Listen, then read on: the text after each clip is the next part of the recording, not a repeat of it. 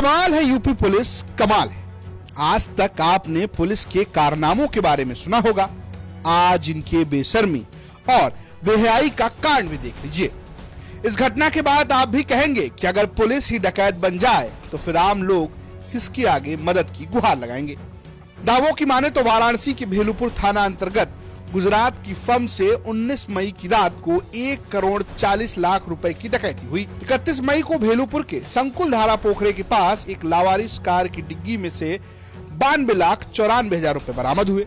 इस घटना के बाद मानो पुलिस डिपार्टमेंट में हंगामा मच गया, जिसके बाद इस घटना की जांच काशी जोन के डीसीपी RS गौतम को सौंपी गई। इस मामले में पुलिस कर्मियों की भूमिका मिलने पर भेलूपुर के तत्कालीन थाना प्रभारी निरीक्षक रमाकांत दुबे सहित 7 पुलिस कर्मियों को निलंबित कर दिया गया, जिसके बाद पूरी रिपोर्ट मुख्यालय भेजी गई। पुलिस मुख्यालय भेजी गई रिपोर्ट में पुलिस कर्मियों की भूमिका मिलने के बाद भेलूपुर थाना प्रभारी रमाकांत दुबे, निरीक्षक उत्कर्ष चतुर्वेदी, उप निरीक्षक सुशील कुमार, महेश कुमार, आरक्षी महेंद्र कुमार पटेल, कपिल देव पांडे और शिव चंद्र को बर्खास्त कर दिया गया और इस मामले में एक अधिकारी की गिरफ्तारी भी हुई। संदिग्ध परिस्थितियों में एक मकान से कुछ पैसे लूटे जाने की सूचना बहुत बाद में मिली। हम लोगों के प्रयास के बाद शुरुआती दौर में 2 दिन बाद एक लावारिस वाहन में लगभग 93 लाख के आसपास रुपए मिले और प्रथम दृष्टया इस बात की जानकारी कहीं से मिली कि घटनास्थल के आसपास पुलिस थी। इस आधार पर इंस्पेक्टर को हटाया गया, निलंबित किए गए लोग और विवेचना प्रारंभ हुई। और हम लोगों ने पहले बहुत प्रयास करके ट्रेस किया उस व्यक्ति को जिसका पैसा गायब हुआ था। काफ़ी प्रयास के बाद जानकारी में आया कि अहमदाबाद के रहने वाले एक व्यापारी के कुछ नौकर यहाँ रहते थे और कथित रूप से पैसे उनके थे। उनको बुलवाया गया और बुलवाने के बाद घटनाक्रम के अनुरूप उनसे उनके नौकर के माध्यम से एक तहरीर प्राप्त हुई, जिसमें एक नामजद 10-12 अज्ञात के खिलाफ उन्होंने मुकदमा लिखाया, डकैती का मुकदमा लिखा गया। शुरुआती जांच के बाद ये लगने लगा कि इसमें केवल पुलिस की लापरवाही और अकर्मण्यता नहीं है बल्कि आपराधिक संलिप्तता है। जब जो विवेचना आगे बढ़ी तो हम लोगों के पास इस बात के लगभग पुष्ट साक्ष्य प्राप्त हो गए कि पुलिस इस प्रकरण में इन्वॉल्व रही थी और इसी आधार पर 7 लोगों की, जिसमें तत्कालीन इंस्पेक्टर भेलपुर, उनके साथ के 3 सब इंस्पेक्टर और 3 कांस्टेबल्स, ये 7 लोगों को सेवा से बर्खास्त कर दिया गया है।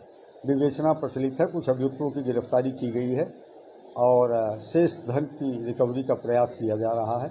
अन्य अभियुक्तों की शीघ्र गिरफ्तारी की जाएगी और इसमें जो पुलिस के लोग सम्मिलित थे जो बर्खास्त हो चुके हैं, क्योंकि इनकी भी आपराधिक संलिप्तता है, तो इनके विरुद्ध भी वैधानिक कार्रवाई उसी तरह संपन्न होगी। लेकिन ये मामला अब भी शांत होने का नाम नहीं ले रहा है, क्योंकि पूर्व IPS अधिकारी अमिताभ ठाकुर ने इस घटना पर कई गंभीर सवाल खड़े किए हैं।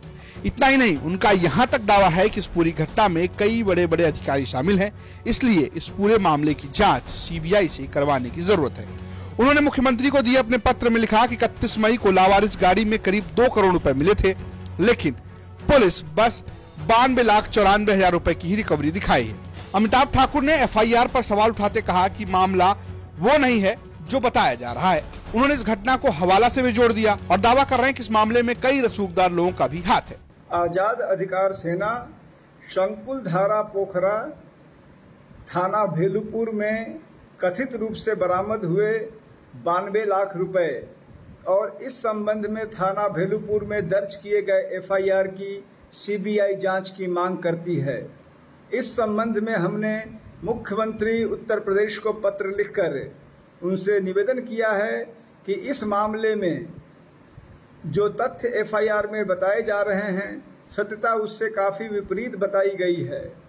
यह मामला कहीं न कहीं हवाला कारोबार से जुड़ा बताया गया है और यह भी बताया गया है कि इसमें बर्खास्त हुए इंस्पेक्टर के साथ साथ कतिपय अन्य वरिष्ठ अधिकारियों की भी सीधी संलिप्तता है, किंतु उनके राजनीतिक रसूख के कारण पुलिस वाले उन पर कार्रवाई नहीं कर रहे हैं। अतः हम इस मामले की CBI जांच की मांग करते हैं। साथ ही मैं आगामी वाराणसी भ्रमण के दौरान इस मौके पे भी निरीक्षण के लिए निश्चित रूप से जाऊंगा। वाराणसी से रोशन जायसवाल की रिपोर्ट, यूपी तक।